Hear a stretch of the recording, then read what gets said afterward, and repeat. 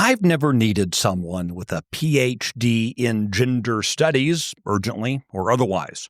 Yet in the cultural economy of the 21st century, we celebrate the pursuit of even the most meaningless of degrees, while dismissing critical professions once known as the trades. The cultural elite would have us believe that it's better to be unemployed than to do real work that serves others.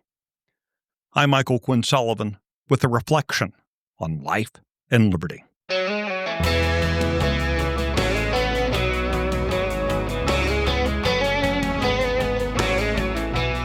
We've turned the notion of honorable work upside down, devaluing practical labor and exalting trivial knowledge. We celebrate someone who pursues an advanced degree in a meaningless topic, but look down our noses at the high school kid who wants to be a mechanic. From the youngest of ages, our schools subtly, and sometimes not so subtly, communicate to kids that anything less than earning a 4-year college degree makes them something less than useful. As a result, those students find themselves pressured into loading up on unnecessary debt that mainly purchases 4 years of suffering through indoctrination by leftist college professors. The free market operates best when people are working at their passions with their naturally gifted skills. Conversely, when individuals are pressured to ignore their interests, skills, and talents to appease an elitist mandate, everyone suffers. I ask this honestly. Has anyone ever urgently required the input of a person with a graduate-level certification in gender studies? No. Yet we've all had moments when we were willing to pay a king's ransom to get an honest plumber or roofer to the house. The hostility of the educational and cultural elite subtly belittling individuals if they don't seek a college degree has had a devastating effect on individuals and society.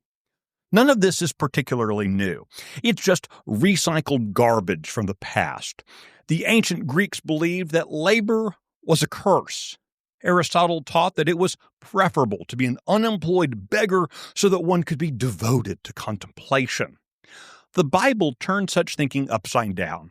It begins with the understanding that human beings are created in God's creative image and are called to practical work.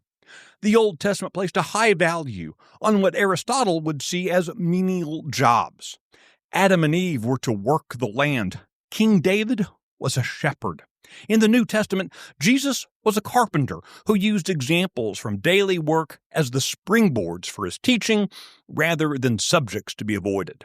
After the old lie reared its ugly head in the Middle Ages, it took 16th century Christian reformer John Calvin to reclaim the biblical doctrine of work. He held that all labor can be glorifying to God. Yet that elitist Greek snobbery keeps coming back. Public policy incentivizes young adults to take on massive debt to earn economically meaningless and socially dubious degrees that are unrelated to the jobs they might actually enjoy.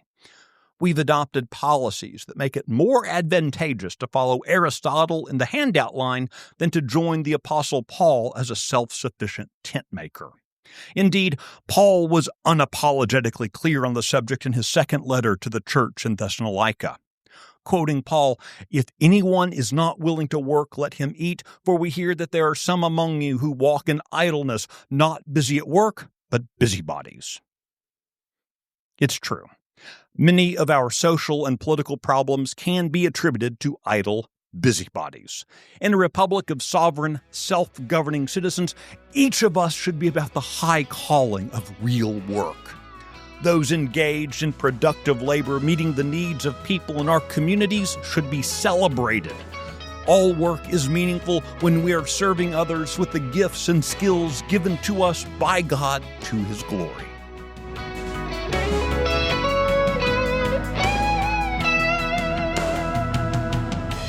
The Reflections Podcast is presented by Texas Scorecard. If you like today's message, be sure to rate it, leave a review, and encourage your friends to listen. I'm Michael Quinn Sullivan. Thanks for listening.